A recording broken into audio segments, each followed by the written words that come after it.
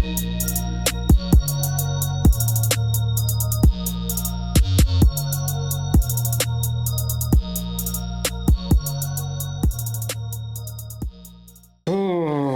people.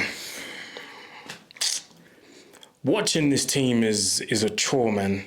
Honestly, watching this team is a chore. I don't even enjoy it anymore, man. Like, obviously, I kind of look forward to watching games, but it's almost like I'm watching the schedule and I'm like, oh, United are playing. Especially after the week we had in the Champions League. Watching scintillating football, watching champagne football, watching quality football, and then we go back to this. The gulf in quality is unbelievable in terms of what we watch in the Champions League and what we have to watch a few days after in the Europa League, especially with Man United. But welcome back to the channel. You know the face, you know the name. Aaron here, back again with another match reaction. Real Sociedad 1, Manchester United 1. A draw away from home. Not an easy place to go to. You know, better teams have gone there and struggled. And it wasn't any different for us. We went there, weren't horrible, but we weren't amazing either. It was something between the both of what I just named, and it always is, to be fair. I can't really say anybody really stood out. I think the best out of this bunch today was probably Zirkzee. You know, Zirkzee got the goal today. And just in general, some of the plays that he made, some of the combinations that we saw up front, some of the passes that he played through to Garnacho, to Bruno, to Hojlund. He made stuff happen. You know, he made stuff happen. Took his goal well. I do think it was a bit of a strange goal because I think it took a deflection along the way. And even the goalkeeper, his positioning from that goal was, yeah, the Sociedad goalkeeper, yeah, his positioning was mad. I can't lie. Because it was straight down the middle, I lie. It was straight down the middle. So, yeah, strange goal. But, you know, Zirkzee took it well and gets his sixth goal in all competitions. I mean, not the best of records. I don't even know why I'm saying these things, but, you know, we're clutching our straws, man. You know, anything that can I say, make us feel positive. You know, I guess we'll take it. You know, I guess we'll take it. So, boy, I don't think we played extremely well, but neither did Real Sociedad. This was just a game of two teams in the middle or bottom half of the table, depending on, you know, depending on what competition you're looking at, whether it's La Liga or whether it's the Premier League. This was basically just a European mid-off, basically, if you want it like that. It was a European mid-off. Couple of things that stood out to me in the first half.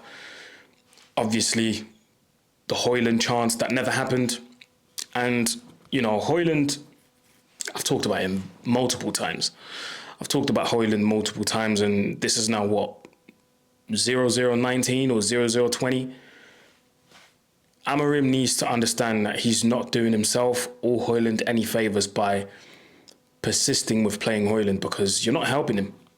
As much as I think he is extremely poor and lacks fundamentals in football that you need in order to succeed, Amorim's not helping the guy, man. You carry on playing him in hopes that something will happen, but that thing will never happen. Pound for pound, he's probably one of the worst signings Manchester United has ever made. I'll keep repeating it because he's not coming good. It's not a thing of he needs to work on this and he needs to work on that. Yes, he does. But the fundamentals need to be right first. He needs to get the fundamentals right. And as long as those fundamentals are not right, we can talk about chances not being created for him all we want. We can talk about this till the cows come home. It's not going to happen, and he is not going to succeed at Manchester United. And I'm saying this for, I don't know, the 100th time now, because I'm tired of it, you know? I'm tired of it. But in his defense, that Dalot chance or that Hojlund chance, like I said, that never happened. You see these kind of things, yeah? These are the kind of things you throw punches for in the changing rooms. I'm not inciting violence, but I guarantee you if that was me, something would have happened in the changing rooms. I repeat myself. I guarantee you if that was me, something would have happened in the changing rooms at halftime. Or I'm saying something. And not just on the pitch, because on the pitch, they had a little back and forth, a little exchange between both of them. I'm saying something in the dressing room. Oh, I'm making it known that you messed up. And you know what the maddest thing is, yeah? And this is why I said, in Hojlund's defense, but especially for that chance, Dalot should have played it first time. Should have played it first time. He didn't. I don't know what he was thinking in his brain. I mean, how can you not play it first time and square it for someone else to have a tap in?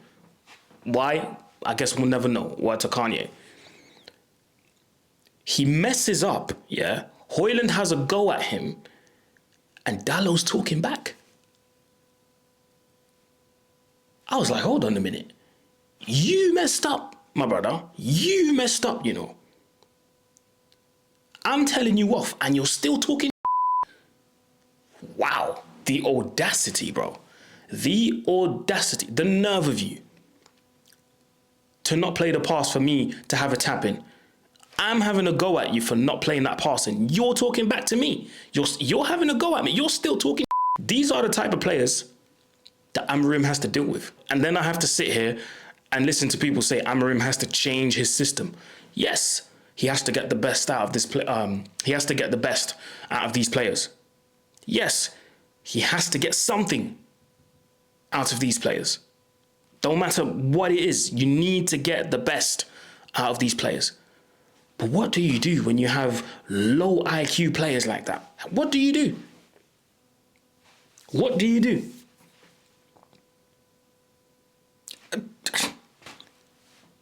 And we've been speaking about Dalot's downfall for months now. Bro, his performances have not been good. And I'm not trying to single him out here because everybody was all right, average type of thing. But that really, I was furious when I saw that. Why is everyone so, I don't know, low IQ ballers, innit? And people expect Amorim to get a tune out of them, man. When these are the simple things, I keep talking to you guys about the basics. These are the basics in football. You get yourself in that type of position, my brother, square it. And people expect Amorim to perform miracles with these lot. The summer transfer window needs to hurry up and come quick because, yeah, a lot of these players are going to get sold. That's all I'm saying. Second half, especially towards the end, we were under the cosh. I do think the penalty was very harsh on Bruno Fernandes. I mean, the state of refereeing is in the bin, man. I mean, if you can't, how are you supposed to jump nowadays? How are you supposed to jump? What, with your arms close to your body and just, jump like that? Come on, man. Where are we? What are we doing here? That was never a penalty, bro. Never a penalty. I mean, how do you jump? Again, let me ask you. Maybe you guys can tell me. How do you jump? Extremely, extremely harsh penalty on Bruno Fernandes, man. Extremely harsh.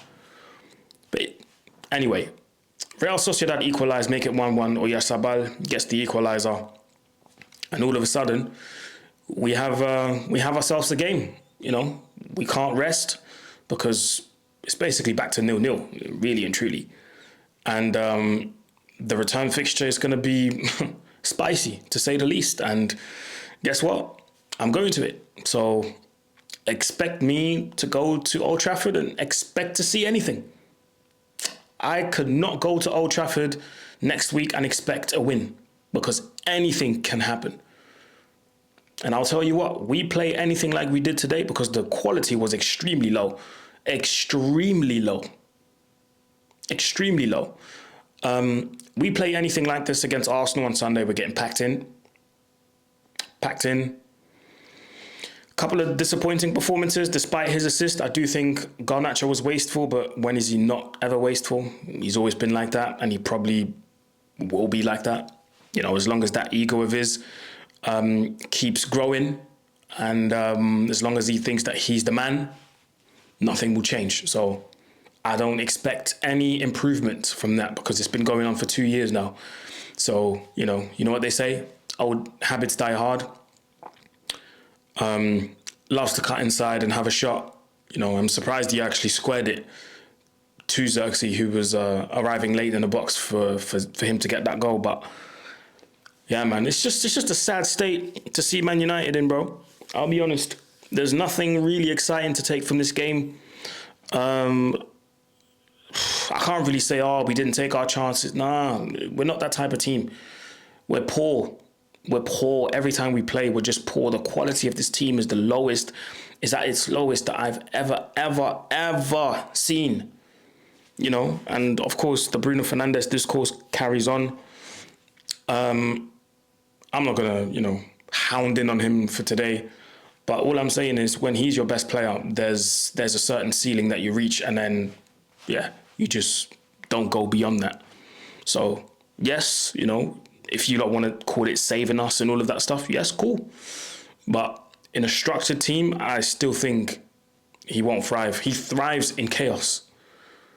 He loves thriving in chaos. When we're 1-0 down, 2-0 down, he's got the license of doing whatever it takes.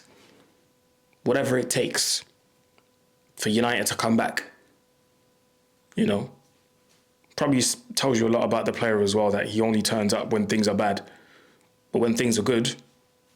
Anyway, I don't want to talk about Bruno Fernandes too much, but today, overall performance was just flat, man. It was just really flat. It hasn't... I'm not looking back at this game and thinking, rah, I can learn something from today. Like, it was just, it was extremely poor, man. A couple of people, like I said, stood out. Best of a bad bunch. Zirkzee, like I said, Dalot, I thought was really good. And Zirkzee, Zirkzee, Dalot.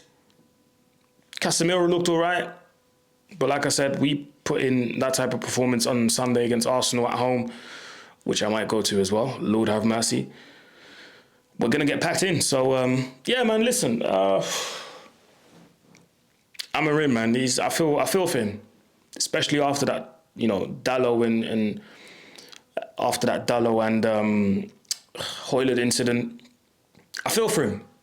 Because these are the type of players he's got to work with, and people expect miracles. It's not going to happen, mate. It's not going to happen. But yeah, anyway, let me know what you think in the comment section below, people. Like, share, comment, subscribe. You can tell that I don't want to do this, man, but content afimek. Content afimek.